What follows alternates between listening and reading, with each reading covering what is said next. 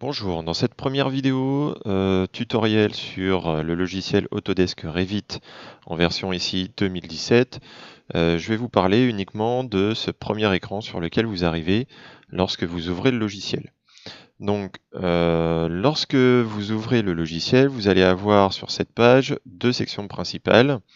Une première section ici concernant les projets, c'est-à-dire tout simplement les fichiers de construction, de projets de construction qu'on va réaliser sur le logiciel, sachant que vous avez ici sous la forme de tuiles les derniers projets que vous avez justement manipulés sur le logiciel, et ici différents choix avec les classiques ouvrir qui permet d'aller chercher un fichier d'un projet de construction, d'un projet Revit quelque part sur votre poste.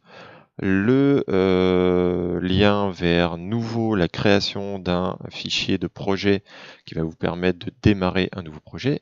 Et ensuite, 4 sections supplémentaires qu'on retrouve également lorsqu'on clique sur le nouveau, qui sont tout simplement des créations de nouveaux projets en utilisant un gabarit. Alors un gabarit, c'est quoi? C'est tout simplement la mise en avant par le logiciel d'un certain nombre d'outils en fonction du travail qu'on va réaliser sur le projet. C'est-à-dire si on est plus sur de la conception architecturale, on va préférer un gabarit architectural. Si on est plus sur la conception de la structure du bâtiment, on va utiliser le gabarit structure.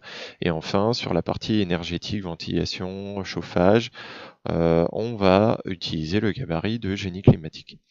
Donc si je clique sur nouveau, je retrouve justement dans ce menu déroulant ces mêmes gabarits ici et la possibilité d'aller chercher éventuellement un gabarit personnalisé, puisqu'on a la possibilité de créer des gabarits personnalisés.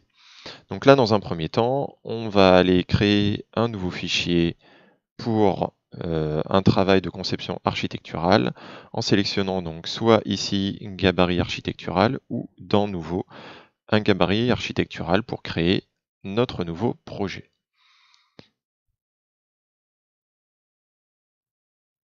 Revit nous a créé un nouveau fichier et nous arrivons du coup dans l'interface de travail à voir dans la vidéo suivante.